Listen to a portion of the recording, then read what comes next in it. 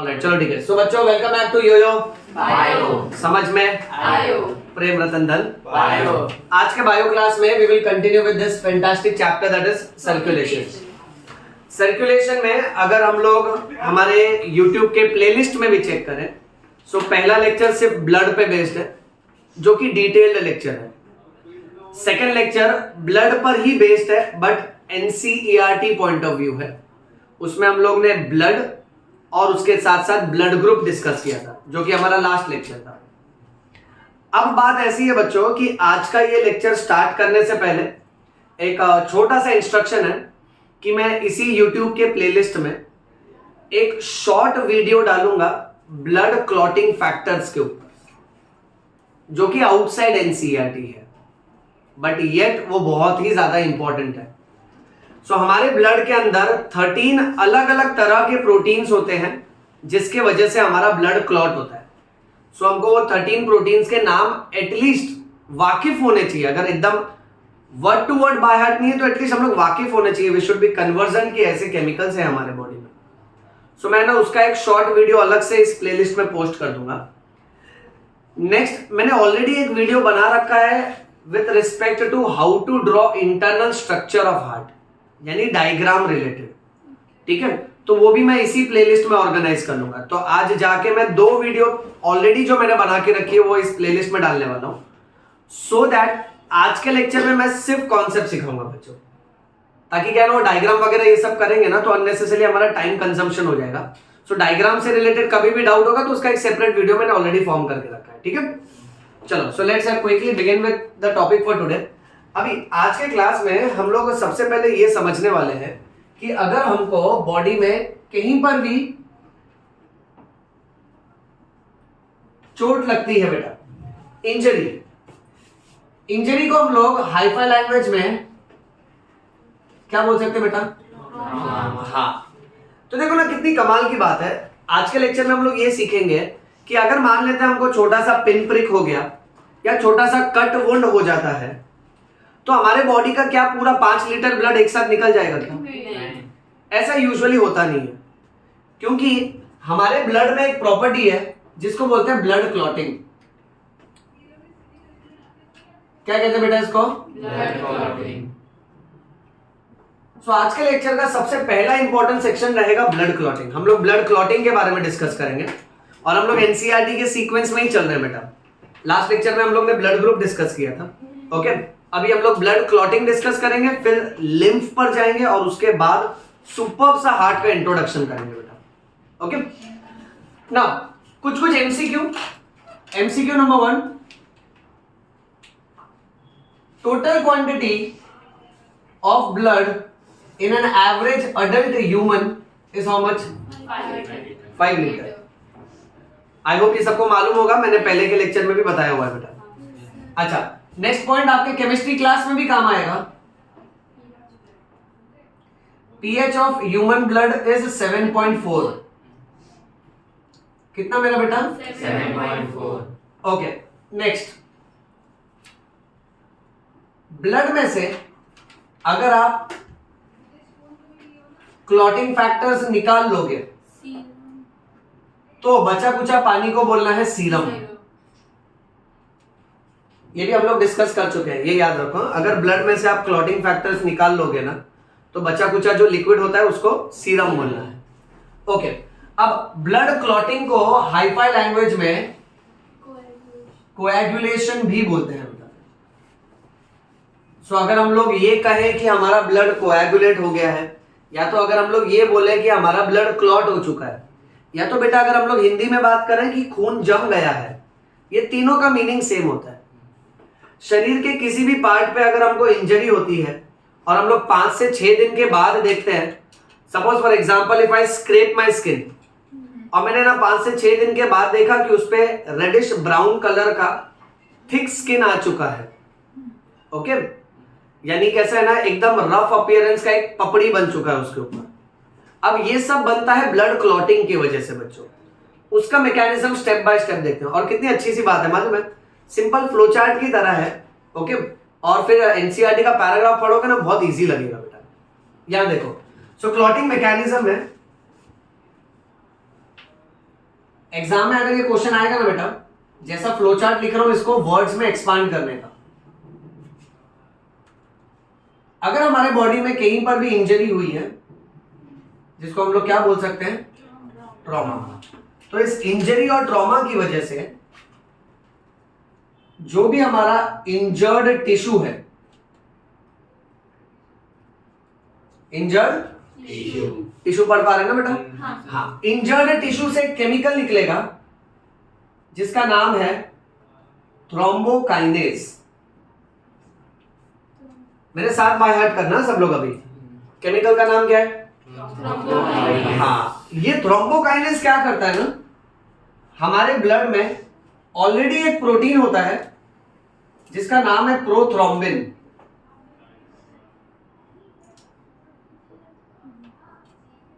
क्या नाम है प्रोटीन का? ये प्रोथ्रोम्बिन को कन्वर्ट कर देगा थ्रोम्बिन में। सबने इतना देखा बेटा? So prothrombin gets converted into thrombin. फिर थ्रोम्बिन क्या करता है ना बेटा,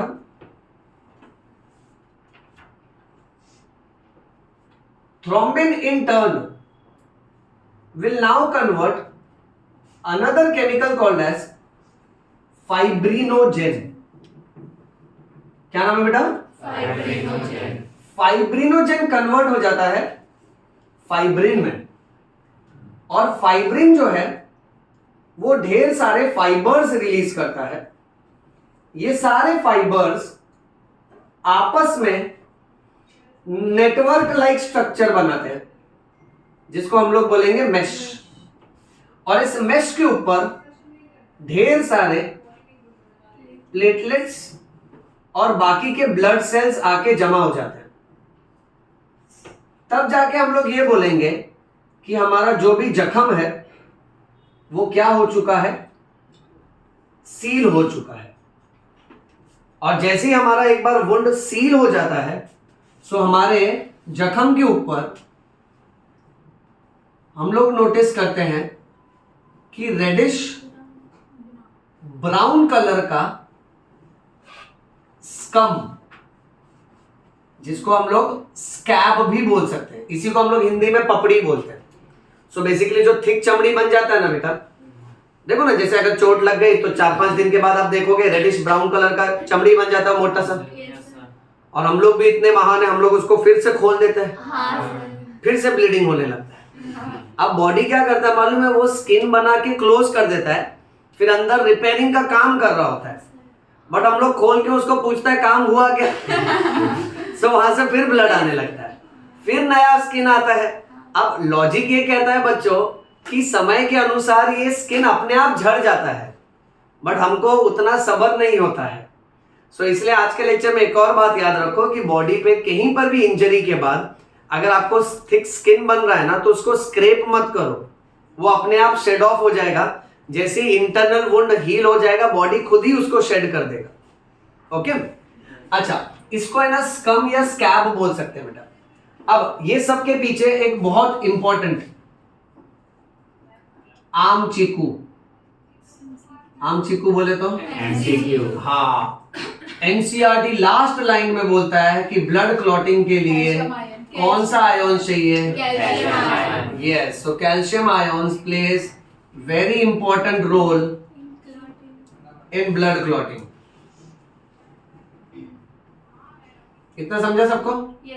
okay, let me just underline this calcium ions. ये भूलना नहीं बेटा, हम लोग ना इसके ऊपर कुछ एमसीक्यू भी ट्राई करेंगे, बहुत मजा आएगा। ओके, देखो यहां से ना चैप्टर के इस पार्ट से कैसा है कि रट्टा मारने वाली बातें ज्यादा नहीं है, सिर्फ समझने वाली बातें हैं, और इतनी सुपर बातें हैं ना कि एक बार ध्यान से सुनोगे मस्त में याद हो जाएगा, और फिर क्वेश्चन करने में और मजा आएगा उसका। ओके, नेक्स्ट, अब इसका है ना थोड़ा अप्लाइड पार्ट पढ़ते हैं बेटा। देखो ये तो हो गया थियरी। अब सोचो हमारे आस पड़ोस में, ओके, तरह तरह के बीमारियों में ऐसी भी एक बीमारी है जहां पे मैंने मेरे लाइफ में एक छोटे से बच्चे पेशेंट का, जब मैं केस टेकिंग उसकी जब तकलीफें सुन रहा था उसकी मम्मी के थ्रू, तो मुझे पता चला कि उस बच्ची को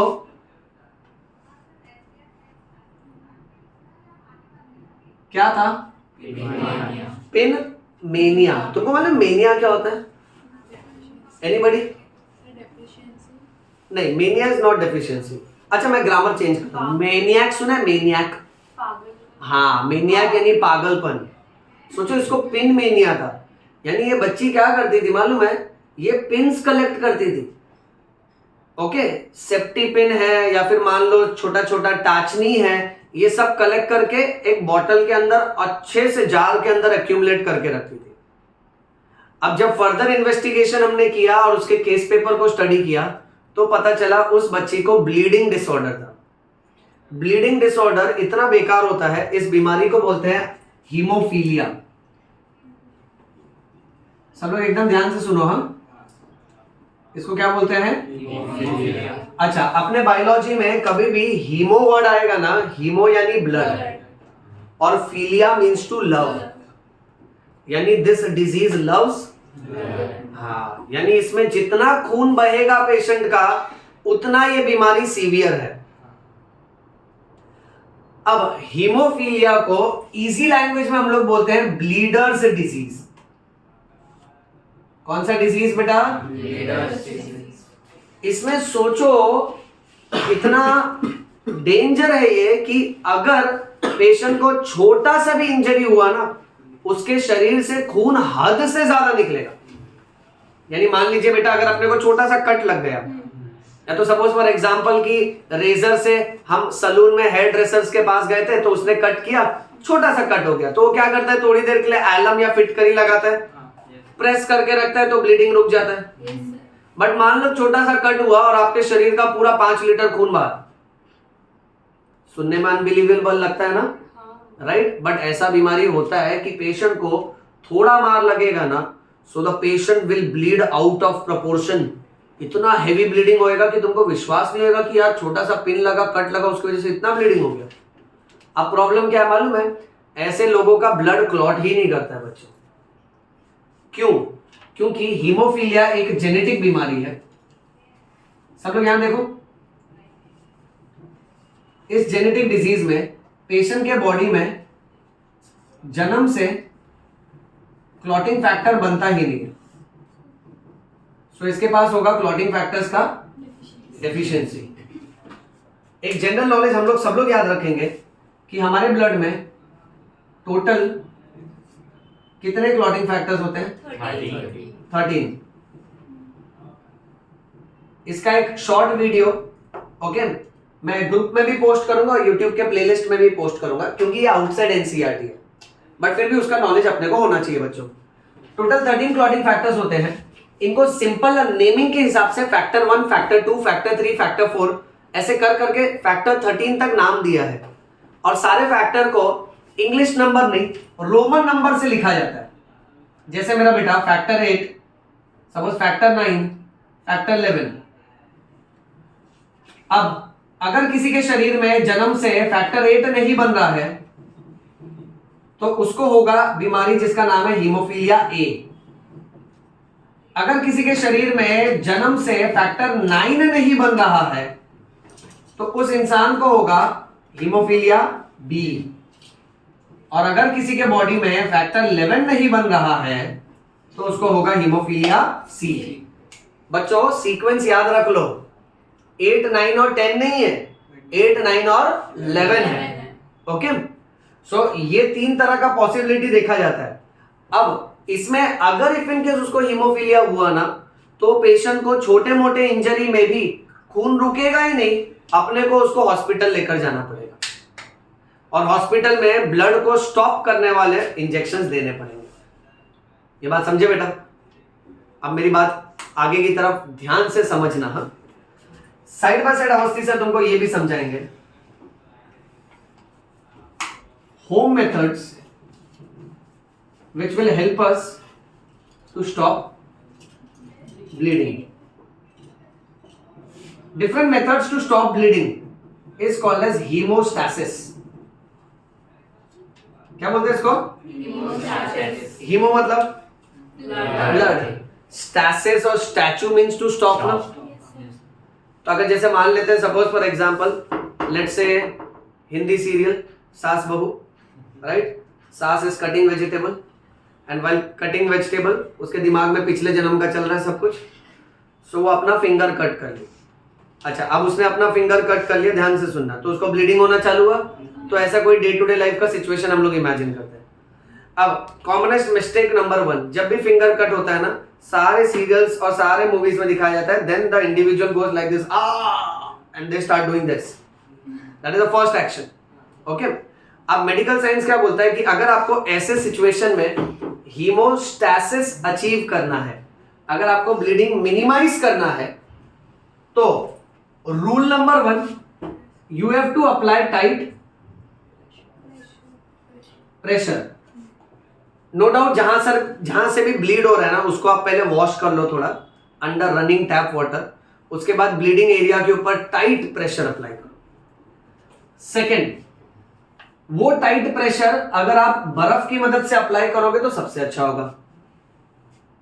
सोचो क्यों, क्या मैकेनिज्म होता होगा? हाँ, बर्फ की वजह से खून जम जाता होगा। ओके राइट, तुम लोग ये सोच रहे हो ना, बर्फ यानी आइसक्रीम कुल्फी जैसे जम जाती है तो खून भी जम जाएगा। वैसे नहीं, इसका मैकेनिज्म अलग है। सुनो, बर्फ यानी टेम्परेचर कम ना, टेम्परेचर जब कम होता है तो हमारे मसल्स, मान लेते हैं ये मसल्स, हैंड्स एंड लेग्स के मसल्स, स्केलेटल मसल्स, ये कॉन्ट्रैक्ट होते हैं कि रिलैक्स होते हैं? करेक्ट। तुमको अगर ठंडी लगेगा, तुम कौन सा पोजीशन अडॉप्ट करोगे? सिकुड़ जाओगे ना, कि शाहरुख खान बन जाओगे?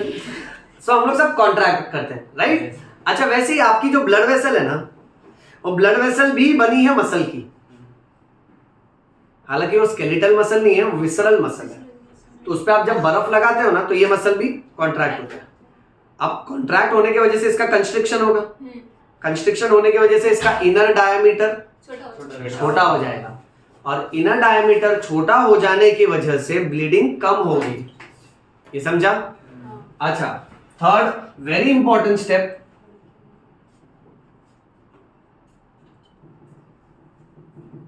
Which position? AG position, very important. हाँ,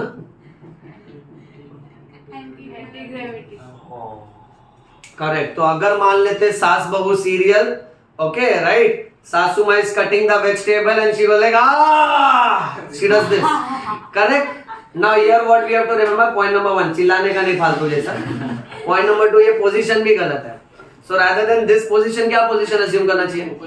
इसमें क्या प्रॉब्लम है ये पोजीशन में? Correct, the blood is going in the direction of gravity ना। तो आप अननेसेसरी अपने शरीर का इतना मूल्यवान खून आप न्यूटन चाचा को पिला रहे हो ना। सही बोल रहा हूँ ना? एक तो फिजिक्स वैसे भी खून चूसता है ना।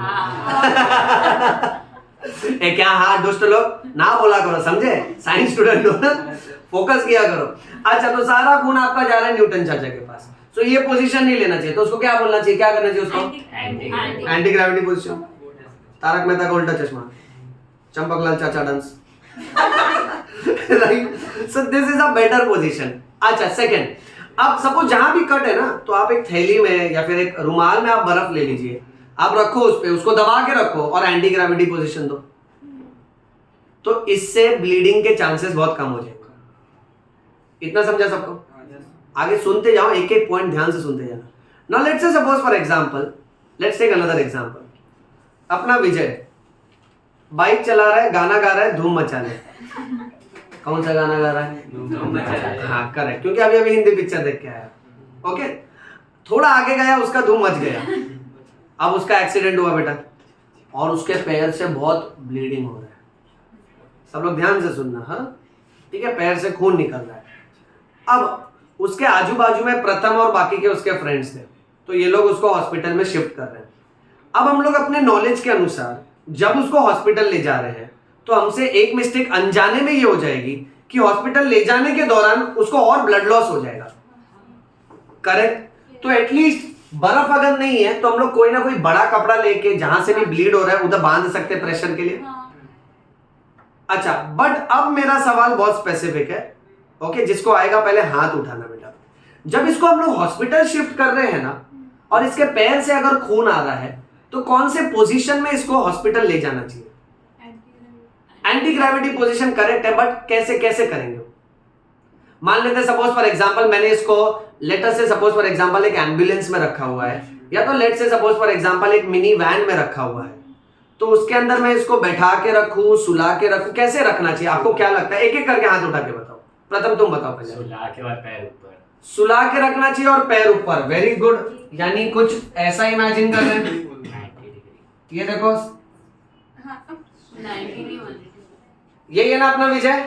अच्छा, बट पैर ऊपर कैसे रखेंगे? एक हैंड बैग। बांध देंगे, या तो फिर पैर के नीचे कुछ ना कुछ रख सकते हैं ना बेटा।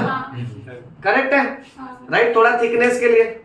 ओके, या तो खुद ही सो जाने का उसका पैर अपने ऊपर ले लेने का। अच्छा, so you want leg elevation. What do you want? Leg elevation। अच्छा, अगर आप उसको फ्लैट सुला के लेके जाओगे तो क्या प्रॉब्लम होगा? नहीं लेते ना पैर ऊपर। विजय बोल रहा है मजा नहीं आ रहा है, सीधा रखो मेरे को। अगर ऐसे ही लेके गए तो क्या प्रॉब्लम है?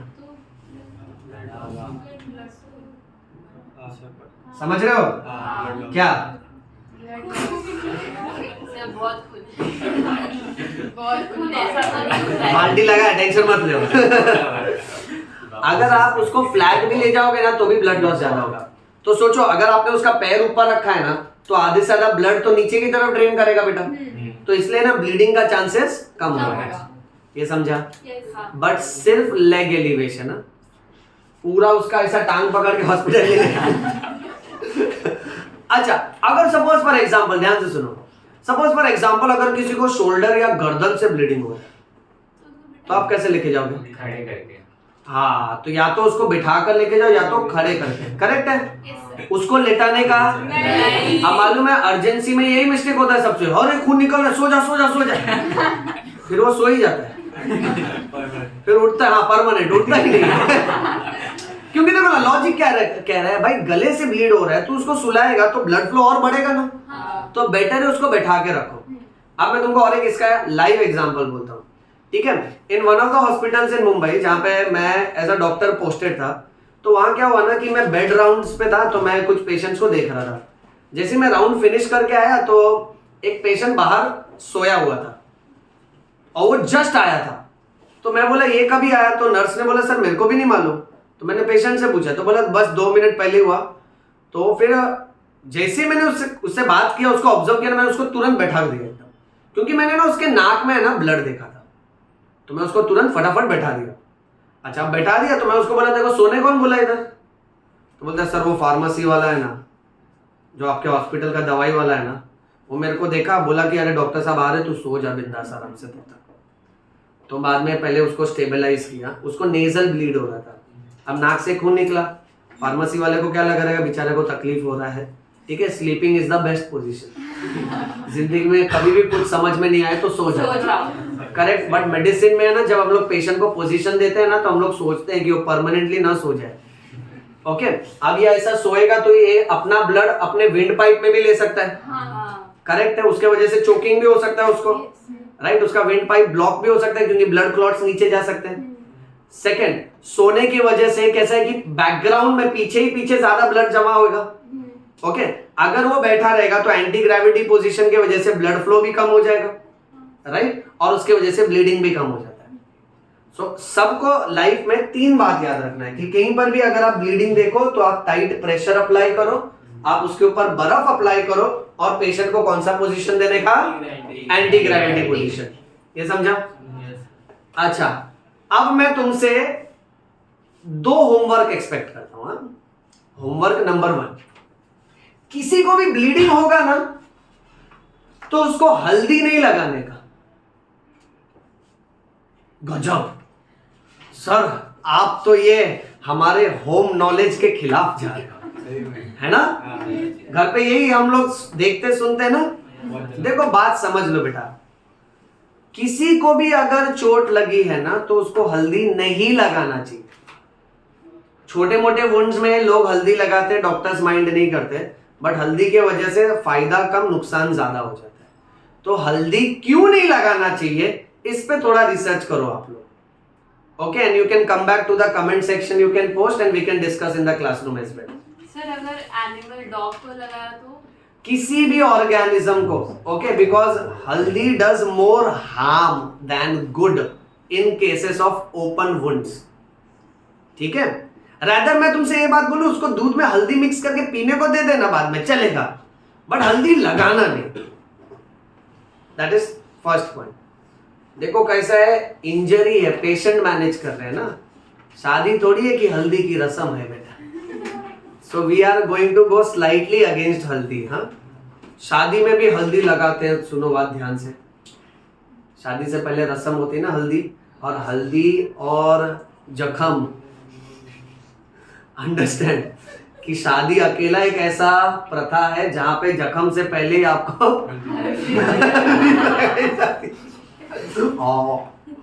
हमने ऑन रिकॉर्ड बोल दिया। मैम बाहर है, मैं मैम को समझा दूंगा, मैं बोलूंगा कि ये लोग ने डाउट पूछा था। मैं बोलूंगी मेरे मैम वीडियो देखे। अच्छा एनीवे, ए जोक्स अपार्ट, हाँ प्लीज, नहीं तो मजाक मजाक में मैं सड़क पे सोऊंगा, अच्छा लगेगा बेटा? इसको भी ऐसा क्या? इसको भी एक्सपीरियंस है बोलते हैं। हाँ रोज जाता कैपिटल बॉल लेके। ये हाँ सर। क्या कर रहा है बेटा, इसलिए तुम्हारे नंबर कम आ इसलिए तो रहे आपके साथ सोऊंगा। 3 बार बोल नहीं बेटा, अपना अपना खुद देखो।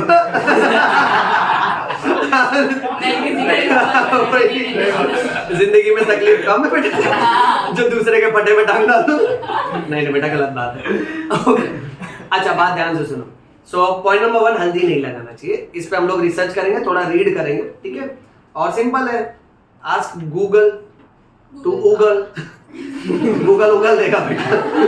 ओके। अच्छा दूसरा काम भी बड़ा मजेदार है।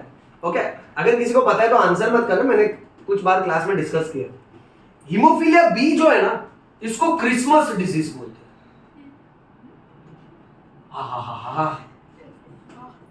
कहाँ से लगा? क्या क्या नाम रखा है। और तुमको ना एक बात बहुत प्यार से बता दूं, इसका क्रिसमस से कोई लेना देना नहीं।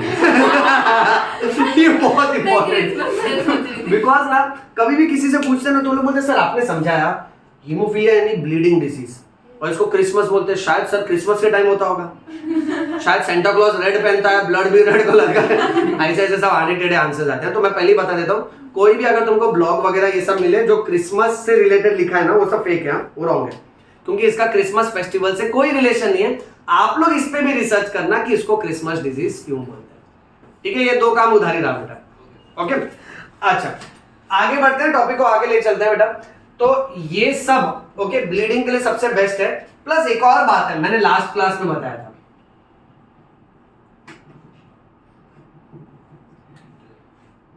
किसी को भी अगर कोई पेनिट्रेटिंग ऑब्जेक्ट लगा है तो उसको निकालने का नहीं।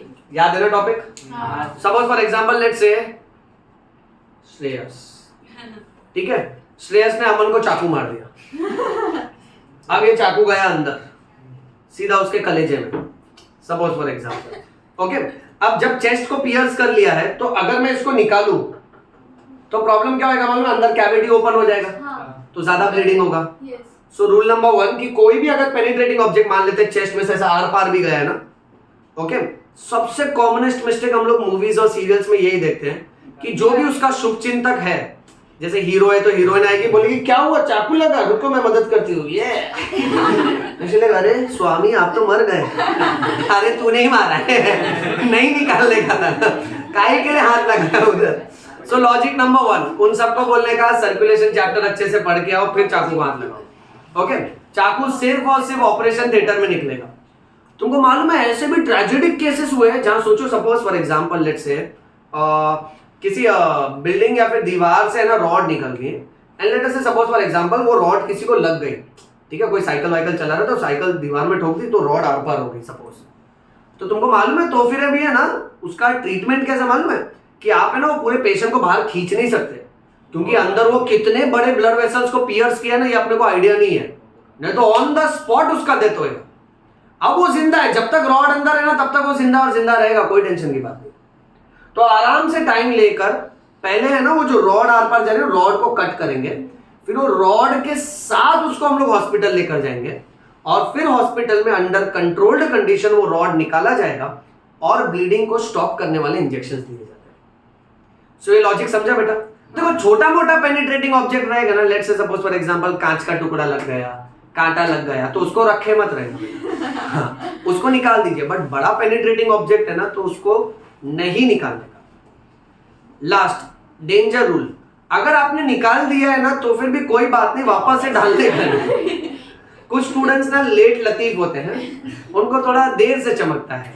ओके, तो ऐसा निकाल लेते हैं, फिर बोलते हैं अरे सर कुछ तो, अरे मैं निकाल दिया, तो फिर डाल देते हैं। तो ऐसा देखो क्या है, बार बार निकालना डालना ऐसा ये करना नहीं बेटा, तो उसके वजह से वो कैसा है ना कि उसका डेथ और फास्ट हो जाएगा बेटा। ये समझा सबको? चलो मूविंग ऑन। आज के लेक्चर का सबसे क्लासिक डिजीज भूलना मत, haemophilia. Okay, it's a genetic disease. एक और बात है, हीमोफीलिया नाम की बीमारी को, चलो ये वाला होमवर्क मैं क्लियर कर देता हूं, इसको रॉयल डिजीज भी बोलते हैं। क्या क्या नाम है इसके? Bleeders disease, Christmas disease, royal disease. अब ये वाला होमवर्क मैं करवा देता हूं तुम्हारे लिए। रॉयल डिजीज इसलिए बोलते हैं क्योंकि क्वीन विक्टोरिया को यह बीमारी थी, जो गई भी। हाँ, और क्वीन विक्टोरिया ने अपने, हाँ एलिजाबेथ नहीं, queen Victoria. Okay, queen Victoria ने अपने आने वाली बहुत सारी संतानों को ये बीमारी जेनेटिक माध्यम से अनजाने में दी।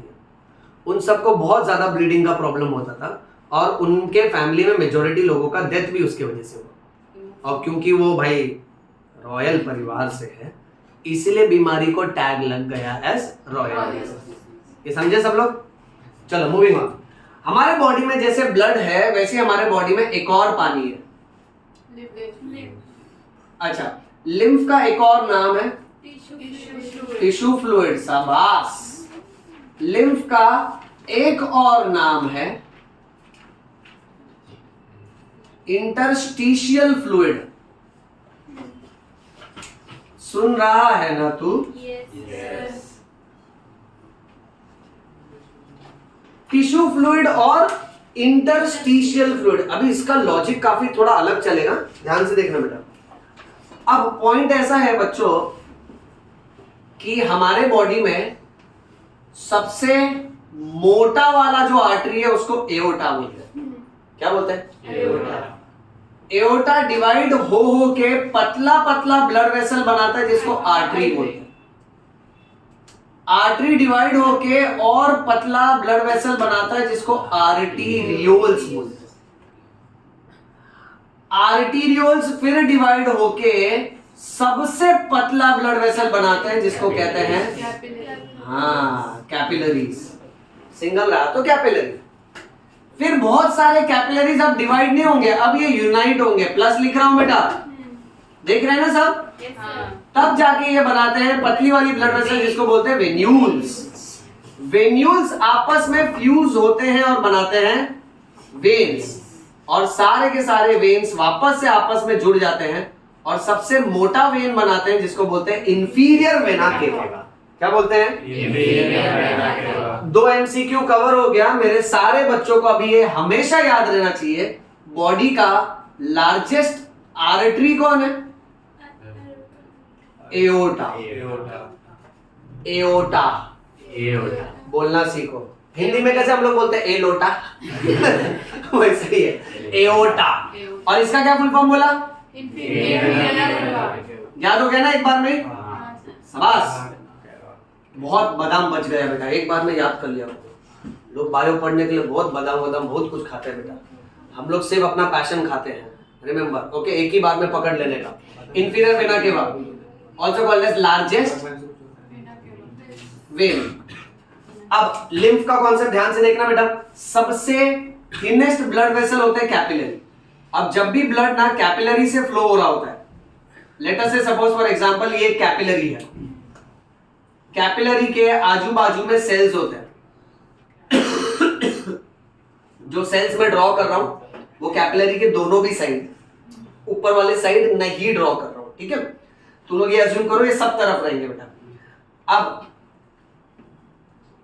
तुम ऐसा मान के चलो, लेट अस से सपोज फॉर एग्जांपल यहां से ट्रेन गुजर रही है, ये ट्रेन गुड्स एंड कैरियर की ट्रेन है और नीचे 5 गांव है और इस गांव में है ना कोई नेचुरल कैलेमिटी आई है। मान लेते हैं अर्थक्वेक, या तो फिर मान लेते हैं suppose for example drought, okay, और let say suppose for example किसी ना किसी तरह का मैन मेड कैलेमिटी आया है।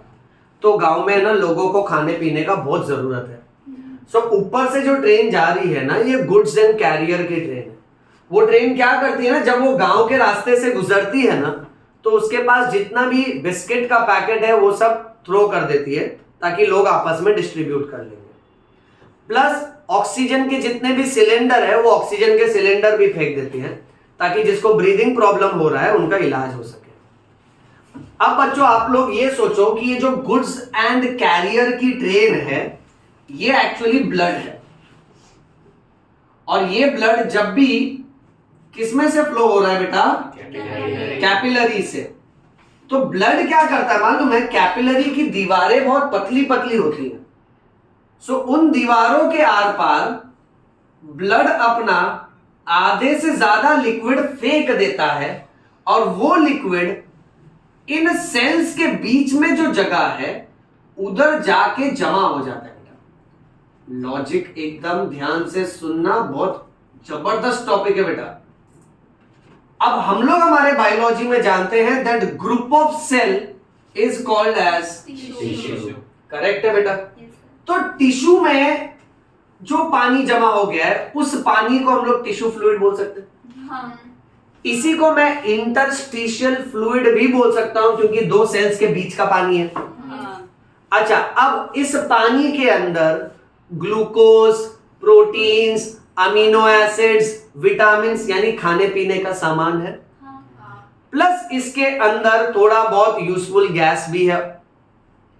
यानी ये टिश्यू फ्लूइड, अब ये जो पूरा का पूरा पानी है ये इन गांव वालों के देखरेख के लिए इनको दिया गया है। अब क्या होगा मालूम है, इन सेल्स और इस टिश्यू के बीच में एक्सचेंज होगा। इस पानी को हम लोग लिम्फ बोलते हैं, इसी को हम लोग टिश्यू फ्लूइड बोलते हैं, इसी को हम लोग इंटरस्टिशियल फ्लूइड बोलते हैं। और ये पानी इन सेल्स के साथ अब मटेरियल एक्सचेंज करेगा। ध्यान से सुनना, अगर सेल बोल रहा है यार मेरे को ग्लूकोज चाहिए, ठीक है, तो ये लिम्फ इनको ग्लूकोज देगा। अगर कोई सेल बोल रहा है यार मेरी मदद कर दो, मेरे अंदर कार्बन डाइऑक्साइड गैस है, कचरा गैस है, तो ये फ्लूइड उनसे वो कचरा ले लेगा। अगर कोई बोल रहा है अरे सर मेरी मदद करो, ये देखो ना ये बैक्टीरिया हमारे अंदर घुस आया है, ठीक है, और गांव गांव घूम घूम के सबसे हफ्ता वसूली करता है, गुंडागर्दी कर रहा है, तो इस लिम्फ के अंदर खास किस्म के WBC होते हैं जिनको लिम्फोसाइट्स बोलते हैं। क्या बोलते हैं बेटा? नाउ अंडरस्टैंड दैट, जैसे पुलिस रात में गली गली पेट्रोलिंग करता है, वैसे ही इस लिम्फ के अंदर जो लिम्फोसाइट्स है वो घूम घूम के हर एक सेल के सेहत का ध्यान रखते हैं कि अगर किसी सेल के अंदर कोई बैक्टीरिया है तो लिम्फोसाइट्स उनको मिटाने की पूरी जिम्मेदारी रखते हैं बेटा। तो बेसिकली अब क्या हो रहा है, लिम्फ नाम का जो पानी है वो सेल को अच्छे प्रोडक्ट दे रहा है और सेल से सब बेकार प्रोडक्ट ले रहा है बेटा।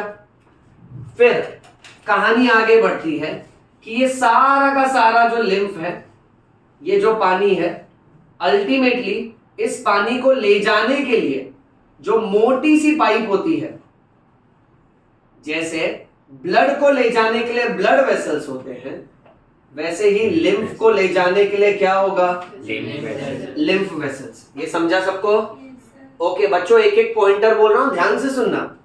लिम्फ वेसल्स फाइनली ये सारे के सारे पानी को ले जाते हैं और किसके साथ कनेक्ट हो जाते हैं फाइनली? वेन्स के साथ। And veins will always carry blood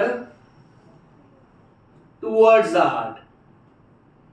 आने वाले एक लेक्चर में बताऊंगा कि artery will always carry blood away from the heart, veins will always carry blood towards the heart. यानी मान लेते हैं सपोज फॉर एग्जांपल ये हार्ट है, मस्कुलर पंप ऑर्गन। यहां देखिए सब लोग, अगर एक ब्लड वेसल ब्लड इसके पास लेकर आया तो वो पाइप को वेन बोलने का, और अगर एक पाइप हार्ट से ब्लड दूर लेकर जा रहा है तो उसको आर्टरी बोलेंगे। ए से आर्टरी, ए से away. Artery will always carry blood away from the heart, veins will always carry blood towards the heart. अब एमसीक्यू सुनो एक एक करके।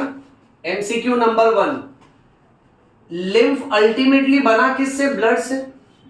ब्लड अपना ही एक हिस्सा यहां इस पार दे देता है, बट ना ब्लड बहुत स्मार्ट है, ब्लड सब कुछ नहीं देगा, वो आरबीसी अपने पास रख लेता है और ज्यादातर प्रोटीन्स अपने पास रख लेता है।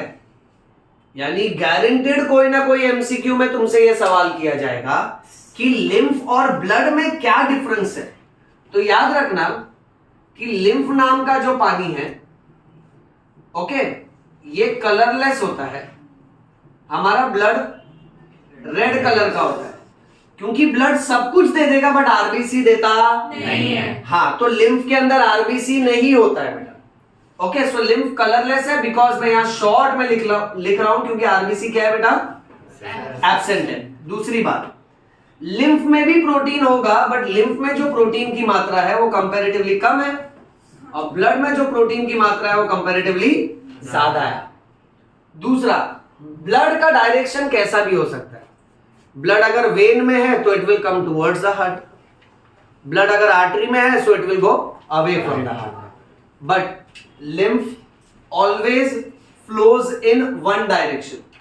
यहां मेंशन कर देता हूं, इसको यूनिडायरेक्शनल फ्लो बोलते हैं, और इस डायरेक्शन को तय किया गया, it will always flow from tissue finally towards the heart.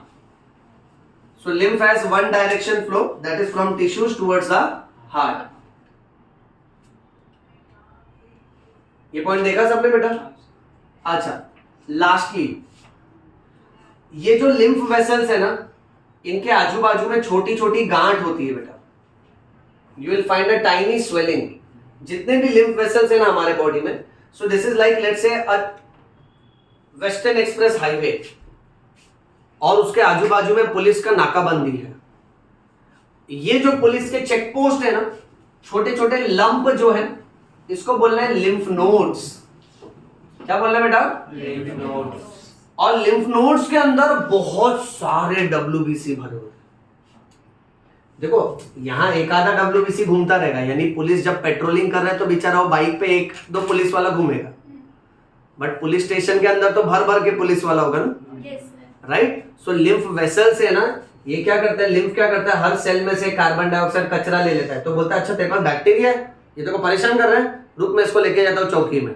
तो ये लोग सब वो लिम्फ के थ्रू, ये लिम्फ ड्रेन होके जाता है वेन्स में, धीरे धीरे जा रहा है, बट जगह जगह पे साइड साइड में लिम्फ नोड्स होते हैं, तो उधर इनको रुका लिया जाता है।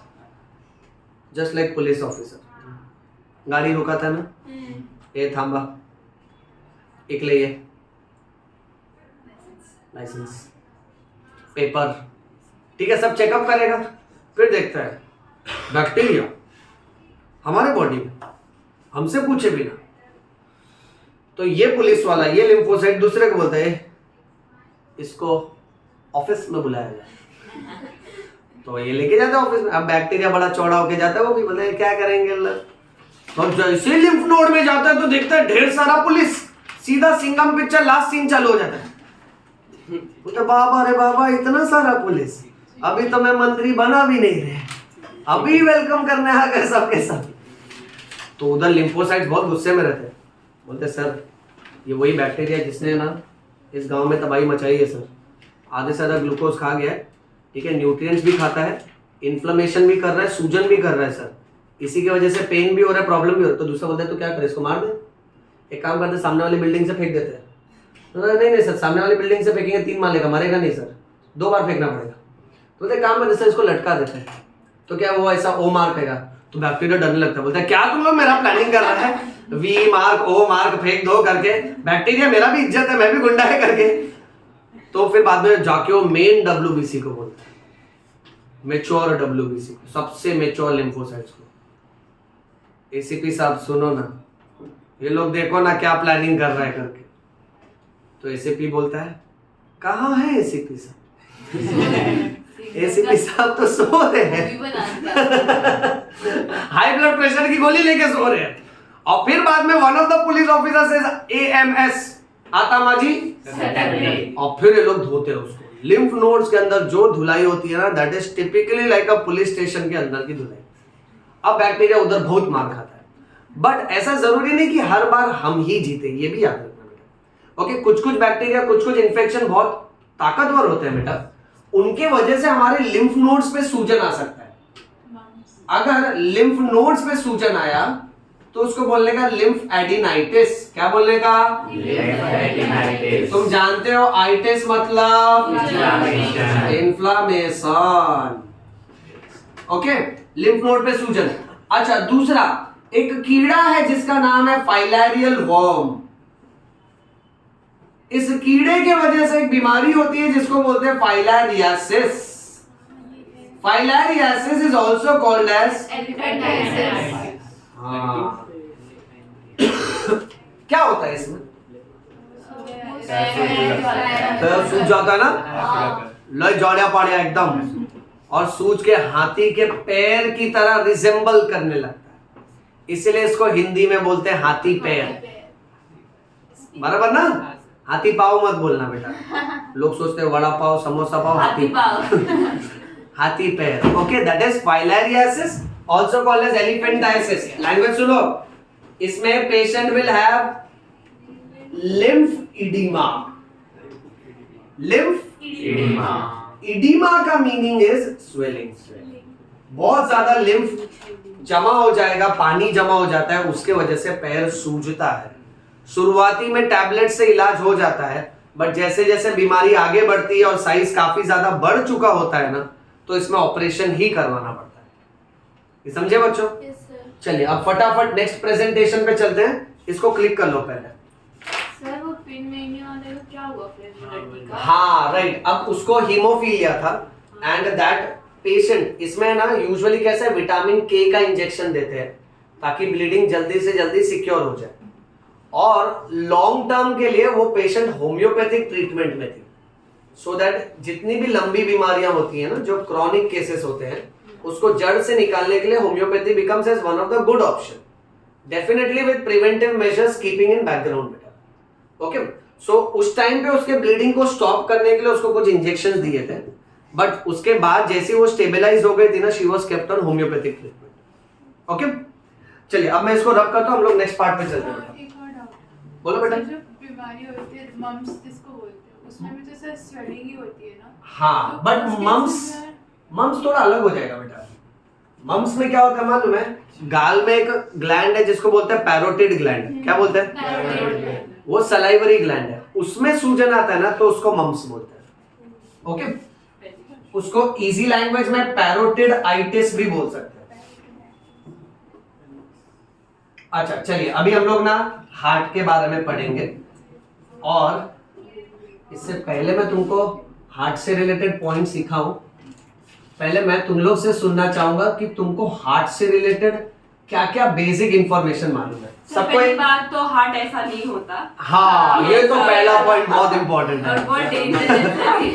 हार्ट दिल शेप का नहीं होता है। इस बात के लिए तालियां बजाए जाए बच्चों। ये देखो Because सर, ये बोला धक धक नहीं करता है। हार्ट धक धक नहीं करता, लबडब करता है। मैं तुम लोगों को लबडब साउंड भी सुनाऊंगा, रुको एक मैं एक स्पेशल पार्ट रिकॉर्ड करके लाया हूँ। सर, अमन को हार्ट का नॉलेज है। अच्छा, और अमन को हार्ट का नॉलेज है? Yes sir. इससे एक बात सीखना चाहिए, इसका मतलब है अमन कार्डियोलॉजिस्ट है। बिना नीट किए। एक एक करके सबको एक एक पॉइंट शेयर करना है। कनक तुम कोई पॉइंट बताओ बेटा। हार्ट में 4 चेंबर होते हैं, ये तो दिवीक्षा का पॉइंट था। चलो कोई बात नहीं, दिवीक्षा तुम दूसरा बताओ। और नहीं और नहीं, बस इतना ही मालूम है। अपर चेंबर को एक नहीं, सबको चांस मिलेगा, सबको हार्ट से रिलेटेड एक एक पॉइंट बोलना है। तुम बताओ कुछ। सर वो ब्लड पंप करता है। हार्ट ब्लड पंप करता है, ये भी बहुत अच्छा सा पॉइंट है। Heart is a muscular pump organ. चल जाएगा, तू निपटा दिया सस्ते में मेरे को। हाँ चलो नेक्स्ट, अमन तुम बताओ हार्ट के बारे में कुछ। हार्ट तो लेफ्ट साइड में टिल्टेड रहता है। हार्ट थोड़ा लेफ्ट साइड में टिल्टेड रहता है, ये पॉइंट तो अमन ने बोलने के लिए बोला। अमन ये कहना चाहता था हार्ट टूटता भी है।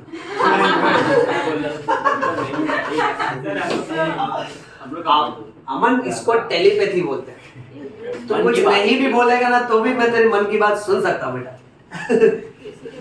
अच्छा ये जोक सा बात। श्रेयस तुम बताओ कुछ। हार्ट थोरेसिक कैविटी में रहता है। हार्ट थोरैसिक कैविटी में रहता है। ये थोरैसिक मतलब क्या?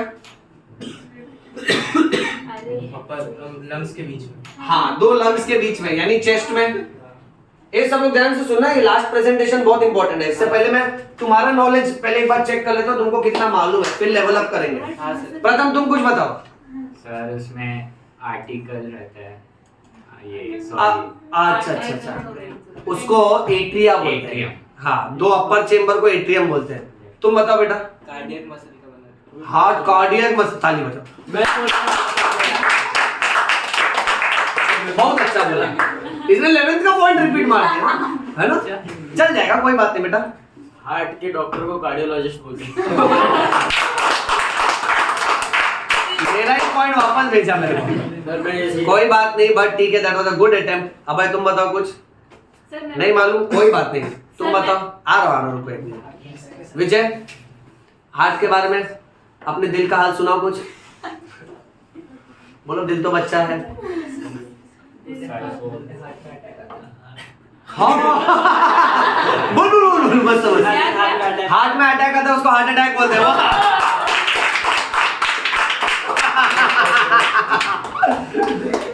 That's how commerce students write short note on heart attack. Science student है यार, 180 of biology. Hey, we don't mean to make fun of commerce students, नहीं तो गाली देंगे। We don't make. चलो, video हाँ, but the point, but the point is, जिसको logic clear नहीं, मतलब नहीं मालूम रहता उस बारे में, वो ऐसे लिखेगा ना। तू साइंस स्टूडेंट हो क्या ऐसा बोलना गलत बात है। What is heart attack? Attack on heart। अभी शांत हो जाना, अभी पूरा लेक्चर कुछ मत बोलना। चलो नेक्स्ट शगुन, और कोई point. Cardiac muscles involuntary. Cardiac muscles involuntary होते हैं। ओके कनक। सर हार्ट में पेसमेकर भी होता है। हार्ट में पेसमेकर होता है, उसको SA नोड बोलते हैं। Correct, right. ओके, पहले हार्ट साउंड सुन ले। हाँ तुम बोलो। सर हार्ट में अगर कोलेस्ट्रॉल जमा हो जाए तो उससे MI जैसी प्रॉब्लम हो सकती है। हाँ, हार्ट अटैक का ही दूसरा नाम है MI सुना है? Very good, myocardial infection. तुम लोग मुंबई इंडियंस तो नहीं सोच रहे ना? क्या क्या क्या बोल बोल श्रेयस, बोल बिंदास, देश आजाद है। हार्ट रिस्ट के साइज का रहता है। हाँ, हार्ट जो है फिस्ट बोलेंगे। हार्ट का size is equal to our fist. जितना अपनी मुट्ठी का साइज है उतने अपने दिल का साइज। उतना ही दिल होता ही नहीं है। हार्ट मैं पहले ये तो सर फिर हार्ट को आप मेरे को गुस्सा आ रही है। बोलेंगे। ए पॉइंट नंबर 1, एक तो दिल ऊपर से इधर ट्रॉमा। अमन कौन बोला? यस। अरे तुम लोग चुप रहो। अमन मैं तेरे साथ हमेशा रहूंगा, तू टेंशन मत लेना। चाइल्डहुड। ए लुक यार, पहली बात दिल नहीं होता है। दिल का फुल फॉर्म जानते हो? नहीं, कौन बोला डेरिवेटिव से इंटीग्रेशन? आपने एक बार पढ़ाया था पहले। सर 11th से स्टार्ट होने से पहले हमने ये बताया था। डेरिवेटिव इंटीग्रेशन लिमिट्स, तुमको वो सब याद रह गया। चुप रहो। माहौल के हिसाब से दिल इज धोखा इन लव।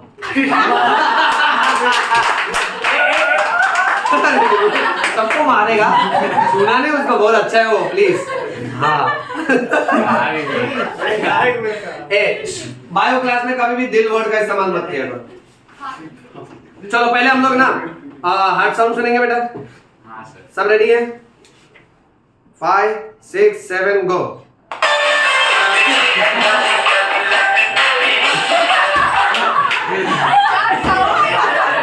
अरे ये धक धक बज रहा है। क्या साउंड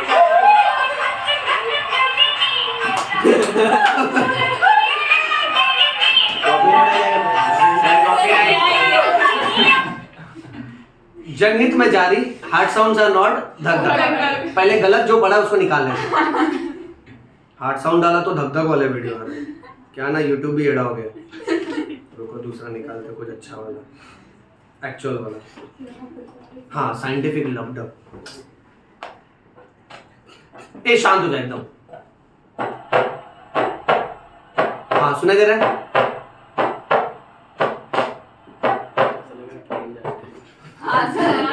क्या हो रहा है? नगरी ट्रेन जा रही है। ए चुप रहा।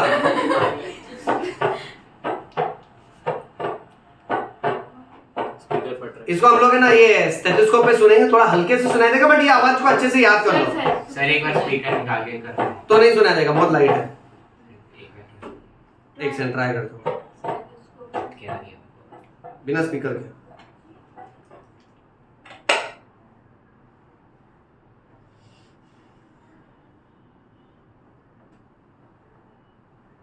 नो है जिंदा है सीधा नो ये बोल प्रॉब्लम है नहीं सुनाई देता वो so first point hard sounds are loved up and hard sounds are not हाँ ओके वो सेकंड रील पे ही है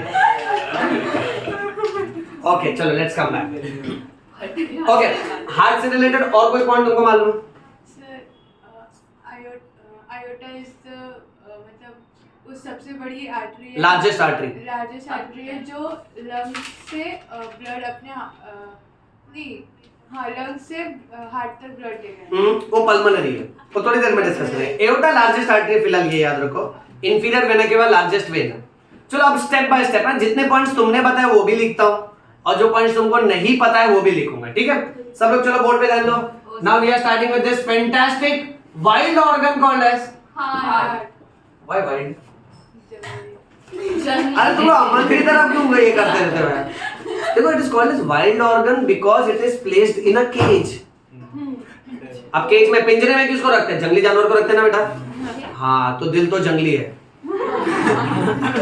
गाना गलत बना सर हाँ गलत बना यार इनको मालूम नहीं ना कि थोरेसिक केज के अंदर है ना केज के अंदर तो जंगली होना चाहिए बेटा दिल भूखा है। हाँ क्या बात बोली बोल रहा है दिल भूखा है मतलब ये गरीबों का दिल है सर इसका दिल चोरी हो गया चोरी हो गया बेटा पिंजरे के अंदर चोरी हो गया कैपिटल मॉल लेके गया था धोखा देके चले गए उसको हाँ बेटा कोई बात नहीं देख वर्तक नहीं कॉलेज जाएगी। भी है वसई में ठीक है फिर अपना विवा कॉलेज भी और भी बहुत ऑप्शन है लाइफ में टेंशन मत एसकेसी में सोचो छपरी है सर यूट्यूब वाले मारेंगे हाँ एनीवे अच्छा बात ध्यान से सुनो अब बात ऐसी है कि इन जनरल हम लोग ये जो भी मुहावरे सुनते हैं ना कि दिल तो पागल है दिल तो भूखा बच्चा है दिल भूखा है दिल तो बच्चा है दिल दीवाना है दिल मांगे मोर नहीं वो अच्छा लगता है हाँ वो दिल मांगे। स्पोर्ट्स से रिलेटेड था और क्या दिल से रिलेटेड दिल रो दिल रहा दे है दिया है दिल दिल दे दिया है ओके दिल तो दिलवा है धड़कने दो हाँ तो ये सब का सब रॉन्ग है पहले तो मैं वहां काट दिया दिल विल कुछ होता नहीं सब लोग को क्या लेकर चलना है हार्ट हार्ट ठीक है तो कभी भी कोई भी लेक्चर में अगर तुम अभी दिल दिल बोले ना बेटा तो मैं तुमसे ना दिल का ही डायग्राम 100 बार बनवाऊंगा ओके अब लाइफ का सबसे बड़ा सरप्राइज ये था कि हमको अर्ली डेज तक जब तक हम लोग ने मूवीज ये सब में देखा था हमको लगता था हार्ट का डायग्राम कोई भी बना लेगा 2 सेकंड के अंदर इजी है प्लस एक तीर भी मार देने का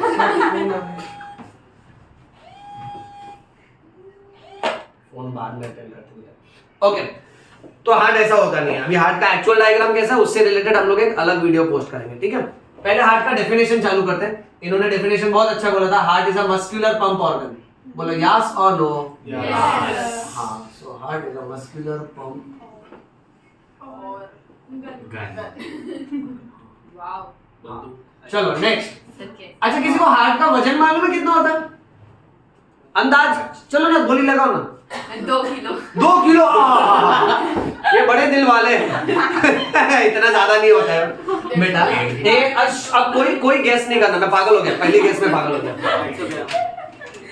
360 ग्राम 360 ग्राम्स अप्रोक्सीमेटली याद रखो approximately 360 gram plus minus depending upon body height and weight 2 kilo नहीं होता है इतना भारी दिल लेकर कौन घूमेगा बेटा अच्छा इतना समझा सबको हाँ तेरा दिल डंबल ही है हमने तो डिस्टेंस का बोलता है दिल की डंबल है सुन बात ध्यान से सुन ओके नेक्स्ट हार्ट का वेट हो गया फिर हार्ट का shape is approximately triangular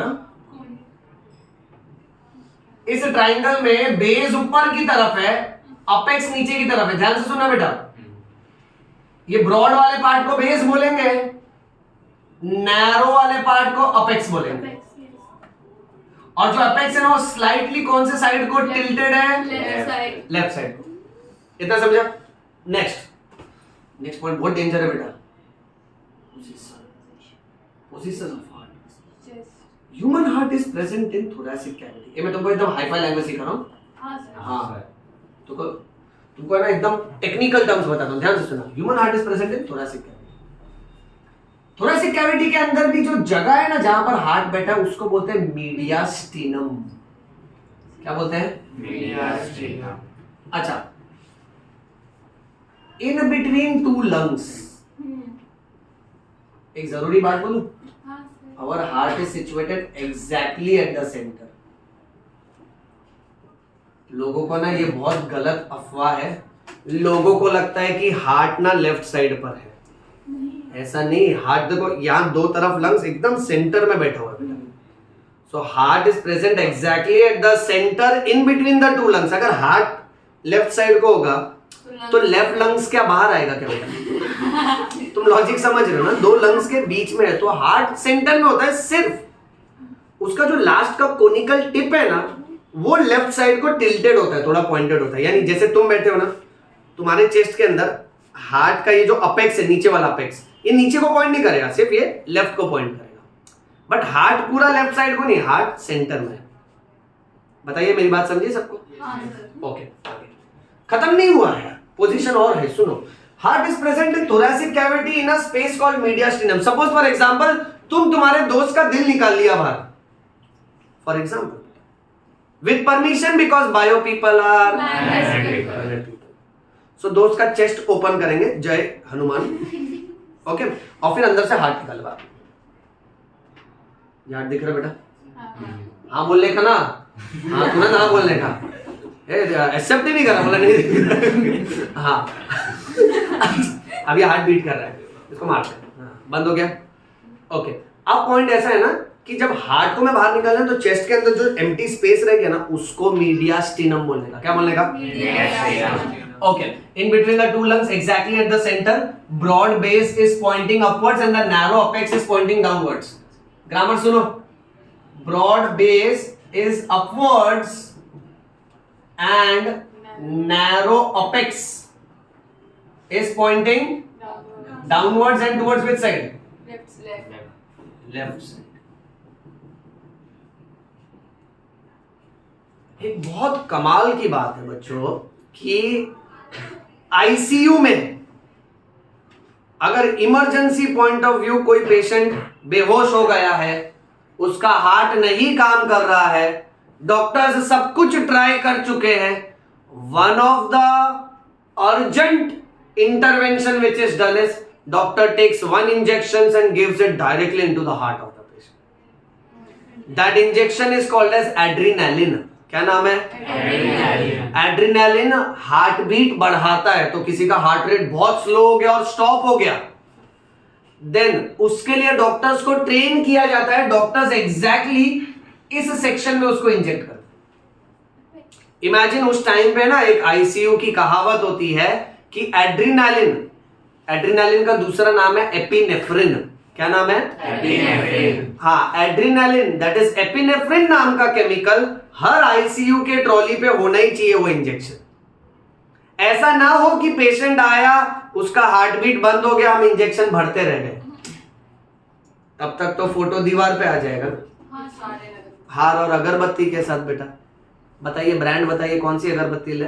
cycle अगर तुम लोग कितना चाव से बताते हो ना, दुष्ट लोग कहेंगे साला किसी का मौत हो रहा है तुम लोग अगरबत्ती का चॉइस बता रहे हो, दुष्ट लोग। थोड़ा फीलिंग्स रखा करो, सुनो बात ध्यान से। अच्छा, सो अब पॉइंट ऐसा है कि आईसीयू के इमरजेंसी ट्रॉली पे इंजेक्शन होता है जिसका नाम है adrenaline which is also called as epinephrine. And सोचो डॉक्टर्स को क्या ट्रेनिंग दी जाती है डेड बॉडी पे। ओके, डेड बॉडी के ऊपर ही ऊपर से सिखाया जाता है कि उसके लेफ्ट साइड पे इंजेक्ट करना है।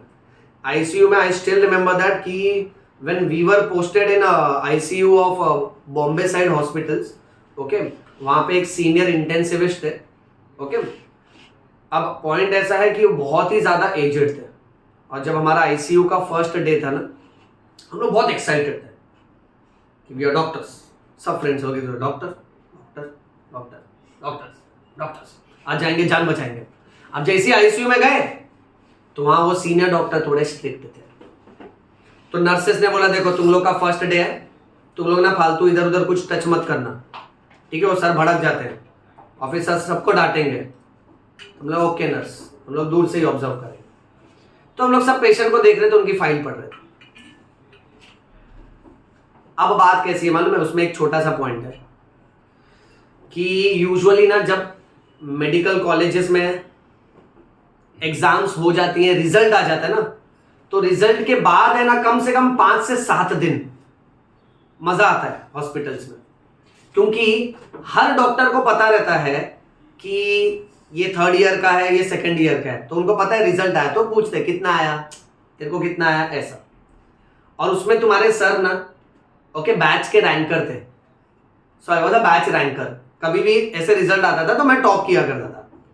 तो वो एक टाइम ना मुझे मेरे सीनियर टॉपर्स ने बोला था कि वो टाइम को अच्छे से यूटिलाइज करने का, so as to build rapport with good teachers, so that आप किसी टीचर या किसी सर्जन से फर्स्ट टाइम मिले हो, ठीक है, और वो सर्जन को भी पता रहता है कल ही रिजल्ट आया, सो ही विल बी लाइक बच्चों तुम्हारा रिजल्ट है ना, क्या हुआ, देन यू लाइक सर मैंने टॉप किया, सो ही रिमेंबर्स यू, हाँ टॉपर, ठीक है, मतलब ये अच्छा बच्चा है तो इसको मैं और गाइड करूं ऐसे। So that's a time to build relationship. अब वो दिन देखो क्या हुआ, हमारा आईसीयू में पोस्टिंग था, रिजल्ट आया था, तुम्हारा भाई टॉप किया था, बट हमारी गैंग में बाकी बच्चे भी अच्छे थे, ओके, कोई 4th रैंक का 5th रैंक का थे, तो हम लोग गए आईसीयू में। अब आईसीयू में गए तो वहां पे वो सीनियर डॉक्टर आए। अब वो डॉक्टर इतने एजेड थे ना, हमको पता भी नहीं चला। He came down walking with a stoop position, ऐसे हाथ पीछे रख के ऐसे ऐसे चल के आया धीरे धीरे। तो हमको लगा कोई और होंगे ऐसे, हमारा ध्यान नहीं था और हमने उनको देखा भी नहीं था पहले कभी। तो जैसे आया ना सब खड़े हो गए एकदम, एंड एंटायर आईसीयू एकदम साइलेंट हो गया। आके कुर्सी पे बैठे, फिर सब उनको प्रेजेंट करने लगे, सर बेड नंबर 1 का ये, बेड नंबर 2 का ये। तो उन्होंने बोला चलो देखते हैं एक पेशेंट। अच्छा ये डॉक्टर है, तो हम लोग है ना उनके पीछे पीछे जा रहे थे। तो नर्स बोली दूर रहो चिल्ला देंगे, तो हमको सुनाई भी नहीं दे रहा था बिकॉज वो बहुत सॉफ्टली बात कर रही है। ऐसे नर्स को देख रहे थे ऐसे, हाँ this patient continue medicine, this patient discharge, ऐसे धीरे धीरे बोल रहे थे। तो पूरा ऐसा गैंग था, तो हम लोग को कुछ सुनाई नहीं दे रहा था। तो हम लोग थोड़ा करीब आए तो उन्होंने हमको ऐसा देखा, हमको लगा हाँ देखा देखा देखा देखा, तो फिर देखा, इग्नोर मार दिया, फिर आगे चल दिए। अब आगे चल दिए, सब पेशेंट पहले देख लिए, सब पेशेंट को स्टेबलाइज कर लिए, फिर आके बैठे तो हम लोग भी उनके बाजू में ही खड़े थे। लाइक देखा तो है, तो बातचीत तो चालू होगी, तो वहीं से सिखाना चालू होगा कुछ ना कुछ। So we are just like juniors, yes sir first day. अब हमको लगा नेक्स्ट क्वेश्चन क्या आएगा, रिजल्ट था, क्या आया, तो हमने बोला फर्स्ट डे, तो बोला ओके कम यार। तो हमको लगा अभी रिजल्ट पूछेंगे, आप अपन ताव में बताएंगे टॉप किए, तो सर आईसीयू का सिखाएंगे कुछ नया नया, अच्छा जैसे बुलाया तो हम लोग गए सब ऐसे, यस सर। बोला what are the steps of hand washing, ऐसा क्वेश्चन पूछा। आईसीयू में आए हो, you should know what are the steps of hand washing. तो हम लोग पढ़ के ही नहीं गए थे। हम लोग को तो इनफैक्ट ऐसे थोड़ा आइडिया था कि हैंड वॉश करने के लिए भी स्टेप्स होते हैं, but exact word to word नहीं पढ़ के गए। तो हम लोग सब ब्लैंक, क्योंकि हम लोग एक्सपेक्ट करें तो रिजल्ट ही पूछेंगे, फर्स्ट डे थोड़ी कोई डांटता है। तो ऐसे एकदम स्ट्रिक्ट पूछे, बोला first day in ICU you are entering, you all don't know what are the steps of hand washing, what a batch this is, I think you must have just passed in your exam. तो ऐसा सुना, अब उसके सामने हम लोग बोल भी नहीं पाए। फिर बोला tell me the steps of hand, मेरा दोस्त एक ना वो ऐसा हाथ मलता है, बोला बता दूं क्या? बोला अभी चुप रहो, चुप, डांट लेने दो। उन्होंने फिर हमको चैलेंज दिया, बोला अगर आज के शिफ्ट के पहले तुमने हैंड वॉशिंग के स्टेप्स नहीं बताए तो तुम्हारा सारा का सारा टीचिंग कैंसिल, तो मैं तुमको कुछ सिखाने वाला नहीं।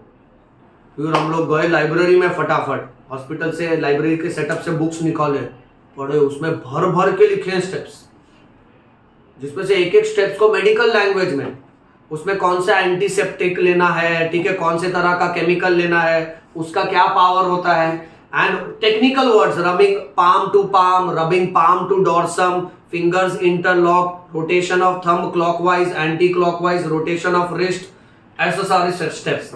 फटाफट पढ़े, जस्ट सर के पास आ गए, सर रेडी, बोला बोलो। मैं आंसर किया तो क्या बोले ना, हाँ इग्नोर मार दिया। फिर अपना पेपर में लिखने लग गए। बोले खाली एक एक्स्ट्रा स्टेप याद रखो कि rotation of wrist and rotation of elbow also. अब एल्बो का पॉइंट दिया नहीं था बुक में, उन्होंने ऐसे ही शेयर किया। सो फिर बाद में विवल है कि अभी कुछ बोलेंगे, मेरा दोस्त बोला बस हो गया, हम लोग इतना पढ़े, सर खाली आंसर हाँ हूँ कर दिए तो छोड़ दिए, और प्लस एक एक्स्ट्रा स्टेप भी बढ़ा दिया, rotation of elbow, rubbing the elbows also. दूसरा दोस्त बोलता है अरे मैं तो शॉक में हूँ। मैं बोला क्यों? बोलता अच्छा है मेडिकल फील्ड में ये नहीं है कि नहाते कैसे। बोलता सारा हैंड वॉशिंग पढ़ के 20-30 पेज निकल गए इतने सारे। ओके, अब इतने में फिर हम लोग घूम रहे थे। फिर क्या हुआ मालूम है, एक नर्स ने अचानक से चिल्लाया कार्डियक अरेस्ट। बोला sir bed number 3 patient cardiac arrest. अब ये doctor who was very slow in ICU, just moving around, सब पेशेंट का ध्यान रख रहे थे। He immediately rushed, pulled up his sleeves and he started giving chest compression to the patient. Chest compression दिया, shock machine लिया, chest पे रखा, जैसे हिट ऑन किया तो body came up, body drop, और नर्स को सिर्फ इशारा किया ऐसे, नर्स ने एड्रेनालिन का इंजेक्शन रखा, सीधा पेशेंट का पूरा जो गाउन था ना फाड़ा और सीधा उसके अपेक्स में इंजेक्ट किया। उसके बाद जो ईसीजी का monitor which was going P was like pip pip pip pip end moment जैसे हार्ट बीट आ गया ना, तो फिर बाद में वो पीछे हटे, इंजेक्शन रखे, बोले बाकी आप मैनेज कर लो, फिर घूमने लग गए। क्या सीन था ये।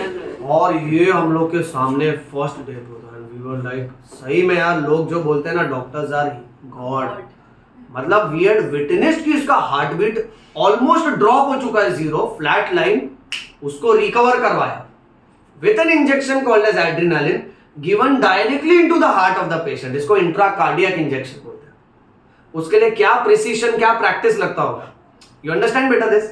ओके, तो उसके बाद से देन वी रियलाइज कि नहीं यार, मतलब सर भले जैसे भी दिखते हैं बट है बहुत champion, and all senior doctors okay they are doing a marvellous job. Yes और no? One clap for all those doctors who just said. अगर वो पेशेंट चले जाता ना बच्चों, that patient would have died. Okay, so that is how it is. तो तुम लोग ये याद रखना, ये बात है ना इसकी हो रही है। ओके, और इसके लिए ना ट्रेनिंग, उसके पीछे भी हम लोग का बहुत बड़ा डिस्कशन हुआ था, क्योंकि इसको हम लोग यूजुअली अपेक्स बोलते हैं, कार्डियक अपेक्स। और कार्डियक अपेक्स के लिए ना हम लोग को मेडिकल फील्ड में डेड बॉडी पे सिखाया था कि क्लैविकल का मिड पॉइंट लो, ओके, और वहां से मिड क्लैविकुलर लाइन ड्रॉ करो, और फिर आपके रिब्स के बीच में जो इंटरकॉस्टल स्पेस है, यानी 2 रिब्स के बीच में जो स्पेस है, वो स्पेस और मिड क्लैविकुलर लाइन का जंक्शन, वहां पर वो हार्ट का अपेक्स होता है। सो हमने सर से पूछा था, सर आपको इतना जल्दी कैसे मिल गया? मतलब हम लोग को तो बॉडी में इमेजिन करना पड़ता है, इतना इसका क्लैविकल है तो उसका मिड पॉइंट लेंगे, फिर हम लोग जाएंगे first rib, second rib, third rib, fourth rib, fifth rib, sixth rib, ठीक है, फिर रिब्स के बीच की स्पेस देखेंगे, फिर दोनों का जंक्शन पॉइंट देखेंगे। तो हम लोग ने ऐसे पूछा तो ऐसे देखे जूनियर्स लिखने लग गए, जो बदतमीजी से हमसे बात की ना, जो हमारी बेइज्जती हुई ना, ओके, तो दोस्त बोला है, मैं बोलता मैं पहले बोलना चले जाते, एक तो फिर नहाने वाने का स्टेप पूछ लिया ना, हालत खराब हो जाएगा, एक तो इंसल्ट कर रहे सर। फिर बाद में ना पूरा दिन हम लोग ने उनको हेल्प किया, ठीक है, आईसीयू में पेपर वर्क ये सब किया, नर्सेस को हेल्प किया। फिर जाने के टाइम बोले कम हियर, सब बुक्स में लिखा नहीं है, ठीक है, इमरजेंसी टाइम में सीधा लेफ्ट निप्पल के नीचे ही एग्जैक्ट कार्डियक अपेक्स होता है। सो आप सीधा निप्पल के नीचे जाओ, वहां पे आपको एरिया मिल जाएगा। ओके, आप उसको ड्रॉ करने या इमेजिन करने जाओगे तो उसमें टाइम चले जाएगा, पेशेंट चले जाएगा। सो ऐसी छोटी छोटी बातें एक्सपीरियंस से सीखने बहुत मजा आती है। और हार्ट एक ऐसा टॉपिक है ना बच्चों, ठीक है, इसमें जो cardiologist, see all doctors are good doctors, remember all doctors are good doctors, but these experts they are great doctors. You understand? Great बेटा। ओके, चलो लेट्स कम बैक। अब देखो उसके हार्ट के पोजीशन के पीछे इतना सारा नॉलेज बेस्ड है। अब यहाँ हम लोग क्लासरूम में बैठ के ये पढ़ते, फिर जब हम घर चले जाते हैं या फिर हम लोग जब सोशल मीडिया पे देखते हैं, then we are like Kangana Ranaut is singing दिल तू ही बता कहाँ था छुपा। There a bio student comes, yes I will tell you, it is in a thoracic cavity in a space called as mediastinum, in between 2 lungs, exactly at the center. Broad base is upwards, narrow apex is downwards and towards the left side. Didi becomes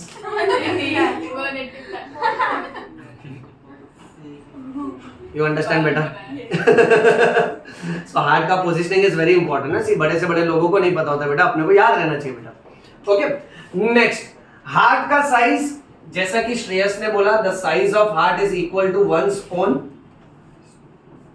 थोड़ा hi fi language में, clenched fist, यानी बंद मुट्ठी के बराबर। Imagine अभी जैसे मेरे मुट्ठी का साइज इतना है तो मेरा हार्ट का साइज भी इतना ही होगा। एग्जैक्ट देखते हो, रुको एक सेकंड ना, 1 सेकंड। जितेंद्र सर वो हार्ट का मॉडल दो ना अंदर से, एक रफ आइडिया देखते हैं, ठीक है। तो जितना हमारे मुट्ठी का साइज है उतना ही हमारे हार्ट का साइज होता है बच्चों। Now imagine for a while the heart का साइज ऑफ अ न्यूबॉर्न बच्चों। न्यूबॉर्न का फिस्ट कितना होगा? उसका हार्ट इतना ही होगा। Imagine the heart size of great खली। नो मुट्ठी मुट्ठा। अभी जैसे सपोज फॉर एग्जांपल ये एक डमी हार्ट है, ओके, और ये एग्जैक्टली चेस्ट में ऐसे रखा हुआ है। अब अगर इसको देखें तो ये फिस्ट के साइज से मैच हो रहा है ना, तो actual heart approximately average adult का इतना ही होता है, which is equal to the size of the fist, okay. अब धीरे धीरे हम लोग है ना इसका डिटेलिंग देखेंगे, बट इसमें एक बात सीखने लायक है कि नीचे का अपेक्स आप देख रहे हो मेरे बॉडी के हिसाब से लेफ्ट साइड को पॉइंट कर रहा है, बट मैं क्या कह रहा हूँ, ये हार्ट लेफ्ट साइड पे नहीं है, हार्ट बीच में ही रखा हुआ है, खाली ऐसा थोड़ा लेफ्ट साइड को टिल्टेड है बेटा। वो लॉजिक समझा? एक और धमाकेदार इंफॉर्मेशन बताओ, किसी को बताना मत, इतना मेहनत लगता है नीट में, करेगा नहीं कोई, ओके। नेक्स्ट पॉइंट ये कहता है कि कुछ लोगों का हार्ट ना राइट साइडेड होता है, इसको डेक्स्ट्रोकार्डिया बोलते हैं। That means their heart rather than pointing towards the left side, it is pointing towards which side? Right side. Dextrocardia, very rare. Next lecture सब लोग इस पे पढ़ के आना, dextrocardia extra information. The heart is pointing towards which side? Right side. अब इसको movies में बहुत अच्छा दिखा कि विलन गोली मारा, हीरो को लेफ्ट साइड में गोली लगा, वो हंस रहा है, मेरा हार्ट तो राइट साइड पे है, डेक्स्ट्रोकार्डिया। ऐसा कुछ भी नहीं करते, ओके। नाउ अंडरस्टैंड, बहुत रेयर कंडीशन होता है, बट मालूम बच्चों इसकी सबसे बढ़िया बात क्या है कि डेक्स्ट्रोकार्डिया के पेशेंट को कोई तकलीफ नहीं होती है, खाली उसका हार्ट ना, ये समझ लो, ये लेफ्ट साइड को पॉइंट कर रहा है, rather than this pointing towards the left side, there is a form of rotation, so the heart is pointing towards right side, that is what is called as dextrocardia. तो इनका जब भी हम लोग रिपोर्ट्स वगैरह करवाते हैं ना, एक्सरे करवाते हैं, तो हार्ट का शैडो हमेशा ऑपोजिट साइड पे आता है बेटा। नाम याद रखना, डेक्स्ट्रो। डेक्स्ट्रो वर्ड पहले सुना है केमिस्ट्री में, सुना है लीवो और डेक्स्ट्रो? नहीं, इन जनरल याद रखो, लीवो और डेक्स्ट्रो। डेक्स्ट्रो मतलब राइट एंड लीवो मतलब लेफ्ट, ये याद रखना, ओके। नेक्स्ट, हार्ट के आजू बाजू में जो कवरिंग है उसे बोलना है पेरिकार्डियम। क्या बोलना है? Pericardium. So pericardium is nothing but it is covering of heart. Pericardium is called as covering of heart. अच्छा, next, normal heart rate, 1 minute में हमारा हार्ट कितने से कितने टाइम बीट करता है? 60 to 100 BPM। Full form try करो, beat पर मिनट। हाँ, तीनों क्या बोले, आधे बीट पर मिनट, याद रखो, BPM is beats per minute. 60 से लेकर 100 तक याद रखना। एवरेज वैल्यू लेना है अगर अपने को तो 72 लेना है, 72 पर मिनट, ओके। अच्छा, नेक्स्ट, अभी हमने गाना सुना था धक धक, ओ सॉरी, वो गाना चेंज करना चाहिए कि नहीं? वो लिरिक्स में कोई लॉजिक नहीं है ना, इट शुड बी लाइक लब डब करने लगा, बट क्या इंडिया एजुकेटेड हो जाएगा आधी रात, राइट, ओके। सो इसलिए ऐसे गाने बनेंगे रे बेटा। So in order to learn new things, पहले जो रॉन्ग थिंग्स है उसको दिमाग से निकालना जरूरी है। Heart sounds are called as lub dub. Actual lub dub सुना? तू लोग बोला था गाड़ी जैसा लग रहा है, ट्रेन जैसा, हाँ। सो इट गोज लाइक लब डब, इट्स नॉट धक, नो, ओके। आपको डिटेल्ड पार्ट में पेरिकार्डियम पे बहुत क्वेश्चंस आएंगे।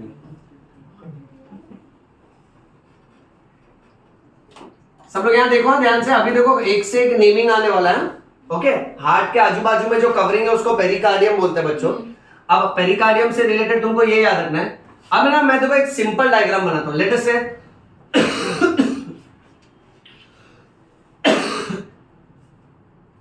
This box represents heart, suppose for example ना बेटा।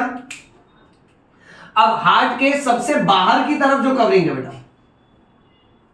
एकदम बाहर की तरफ। सब लोग मेरे साथ इसको बाय हार्ट करो। इसको बोल रहे हैं फाइब्रस पेरिकार्डियम।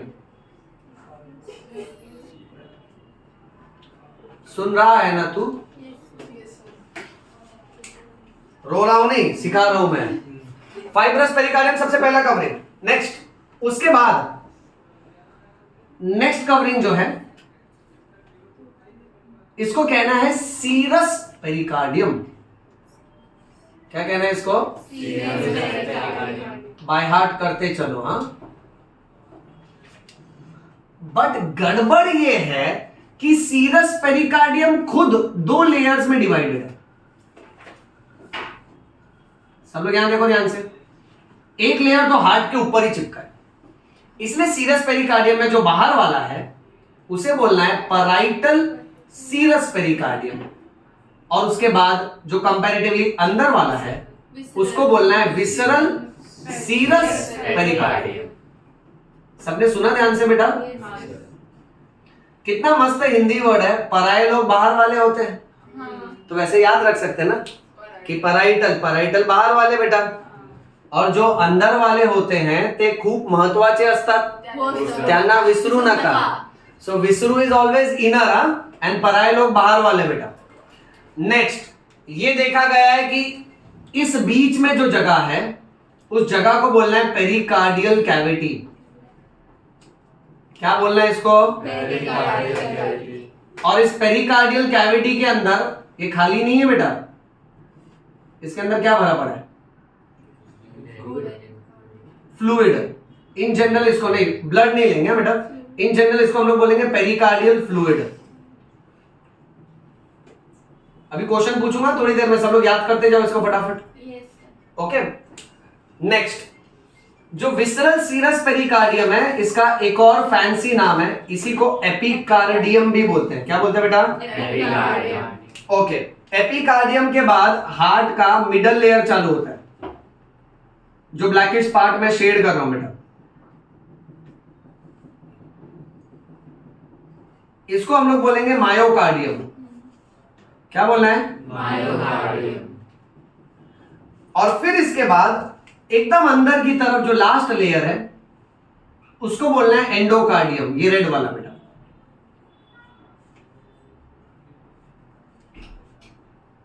सो देखो कितने लेयर्स है, उसके बाद फिर हार्ट स्टार्ट होता है। लोग कितना आसानी से बोलते हैं ना कि तुम मेरे दिल में समा गए हो, मेरे दिल में जगह बना लिए हो। अरे कैसे, इतना सारा लेयर कब पार किया बेटा? इतना कवरिंग है। कुछ भी लाइन मारते हैं बेटा। ओके, अब बायोलॉजी एकदम प्रैक्टिकल चलता है बेटा। ओके, हार्ट के आजू बाजू में इससे रिलेटेड तुमको एक और बात समझना चाहिए। मैं जब तुमको हार्ट अटैक सिखाएगा ना, बहुत जबरदस्त चलेगा वो लेक्चर। ओके, हार्ट अटैक में one of the commonest mistake, patient को आधी रात को चेस्ट में पेन हो रहा है, उसको हॉस्पिटल ले जाना चाहिए। हम लोग घरेलू इलाज में घर पे ही उसका सिंपल ट्रीटमेंट में उसको बाम और विक्स लगा रहे हैं। अब ये बाम और Vicks, do you think that, covering के बारे में सोचो, do you think that that balm has got that much power कि आपके स्किन, उसके बाद अंदर की तरफ फैट्स, उसके बाद आपके मसल्स, रिब्स, फिर उसके बाद fibrous pericardium, parietal serous pericardium, pericardial cavity, visceral serous pericardium, myocardium, endocardium, इतना अंदर तक पहुंचेगा पेशेंट पहुंच जाएगा। ओके, हार्ट अटैक के मामले में टाइम वेस्ट करने का नहीं, ये एक डिसिप्लिन समझ लो। तुमको ना इस पे शॉर्ट नोट भी आ सकता है लोकल एग्जाम्स में। ओके, कॉलेज एग्जाम्स ये सब में टेस्ट वगैरह में पूछते हैं कि पेरिकार्डियम डिस्क्राइब करो। एक से एक कवरिंग, आउटर टू इनर याद रखो। पहले फाइब्रस, फिर पैराइटल सीरस पेरिकार्डियम, फिर pericardial cavity filled with pericardial fluid, और उसके बाद visceral serous pericardium also called as epicardium. हाँ, उसके बाद अंदर की तरफ। ये समझा? इतना लॉजिक समझाना सबको अच्छे से। ओके, नेक्स्ट 11th स्टैंडर्ड का थोड़ा रिपीट है, यहां देखो। अगर हम लोग बोले सर्कुलेशन सिस्टम, तो सर्कुलेशन सिस्टम 2 टाइप का हो जाता है। एक हो जाता है ओपन सर्कुलेशन, याद है तुम लोग को, और एक होता है क्लोज टाइप। मैं ना एकदम शॉर्ट में लिख रहा हूं, सब लोग देखो यहाँ पे। क्लोज्ड सर्कुलेशन में ब्लड वेसल्स प्रेजेंट होते हैं बेटा, और ओपन सर्कुलेशन में ब्लड वेसल्स देखो ना, हमने एनिमल किंगडम में बहुत डिटेल में पढ़ा था बेटा। ओके, मोस्टली एनसीईआरटी यही एग्जांपल पूछता है कि ओपन में कॉकरोच आता है ना, आर्थ्रोपोडा और मोलुस्का, याद है सबको? और इसमें एनिलिडा यानी अर्थवॉर्म आता है बेटा। एनिलिडा ले लो और बाकी के कॉर्डेट्स ले लो। अच्छा, मूविंग ऑन। इसके अलावा ना ओपन सर्कुलेशन में ये याद रखो कि इनके पास बॉडी में जो भी एम्प्टी स्पेस होती है, उस एम्प्टी स्पेस को लैक्यूना बोलना है, या तो हम लोग उसको साइनसेस भी बोल सकते हैं। So we can call it as lacunae or we can also call it as sinuses. Okay? अच्छा, दोनों में से बेटर सिस्टम कौन सा है बच्चों? Close type. अपना कौन सा है? क्लोज टाइप, क्योंकि हमारे पास ब्लड वेसल्स है। नेक्स्ट, आपको एक साइंटिस्ट का नाम याद रखना है, called as William Harvey. William Harvey is called as father of circulation. William Harvey is called as father of circulation. Hindi में बोले तो सर्कुलेशन का पिताजी बोलो, बाप नहीं बोलना, गलत। हाँ, तू बोला ना दुष्ट कहेगा, पिताश्री बोलो। कितना अच्छा रिस्पेक्ट से बोल रहे हैं गर्ल्स, देखो पिताश्री बोलो या तो फिर पापा जी बोलो। विलियम हार्वी, सब लोग याद रखेंगे बेटा? Sir William Harvey, yes, because bio people are mannered people, remember. So William Harvey is called as father of circulation. Moving on. अच्छा बेटा सुनो ना, अब है ना सारे पार्ट में ना हम लोग एक बॉक्स डायग्राम की तरह ही इमेजिन करते हैं हार्ट से related points. Okay, so heart से रिलेटेड अभी हम लोग सिर्फ एक्सटर्नल स्ट्रक्चर पढ़ेंगे और आने वाले लेक्चर में उसका इंटरनल स्ट्रक्चर अलग से करेंगे, क्योंकि काफी लेंथी है टॉपिक बेटा। एक्सटर्नल स्ट्रक्चर में पहली बात तो आप ये याद रखो कि ह्यूमन हार्ट में टोटल देयर आर 4 चेंबर्स। हाँ, समझ गए ना बेटा? इसी को तो बोलते हैं अपना कुंडली मैच हो रहा है, क्योंकि हमारे कुंडली में बायो की दशा लिखी है बेटा। Okay, so we are same bro. Okay, total there are 4 chambers. आ रहे? राइट एट्रियम ने, मैं पूछ रहा हूँ आ रहा है, समझ में आ रहा है? हाँ बोलो। राइट एट्रियम कुछ भी बोल रहे हो, सर मांग रहे वड़ा पाव, तुम दे रहे हो समोसा पाव बेटा, गलत बात है। नेक्स्ट, आरवी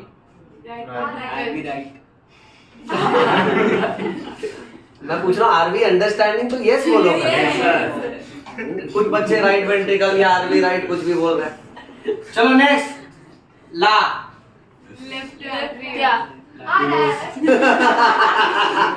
अरे लेफ्ट एट्रियम है क्या? तुम लोग आ रहे कुछ भी बोल रहे हो। फुल फॉर्म पूछ रहा हूँ, लेफ्ट एट्रियम बेटा। लास्ट लेफ्ट वेंट्रिकल गलत है, तो समझ ही नहीं पा रही है बेटा। दिस इज अवर लव, ये तेरा मेरा प्यार है ना बेटा। क्या प्यार भूल जाओगे बेटा?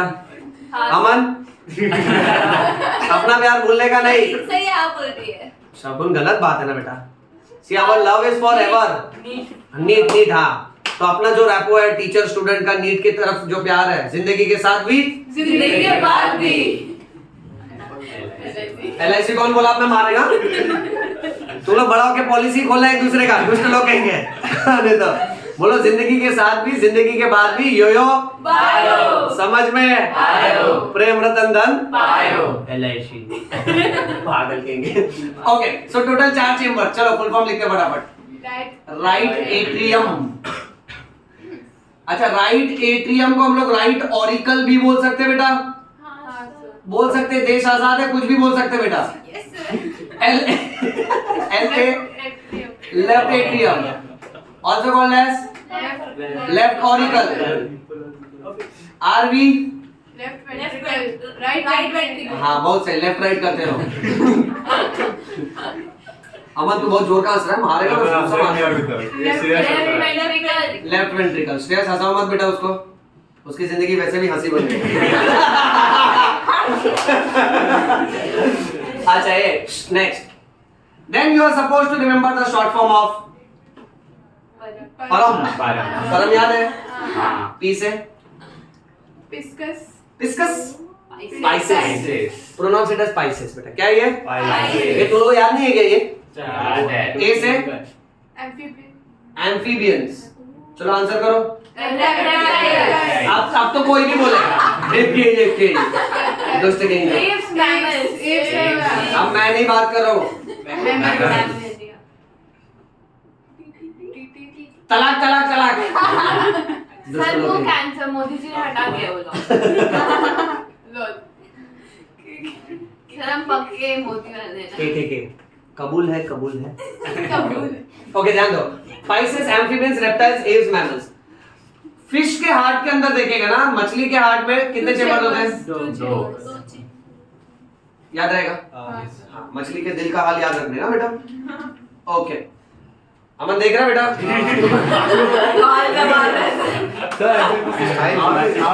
दिन भर बस वही करता है। तो इधर ध्यान देना बेटा, मछली का हार्ट का पॉइंट निकल गया मालूम। सोच अभी अगर तेरे लाइफ में कोई जलपरी आई अगर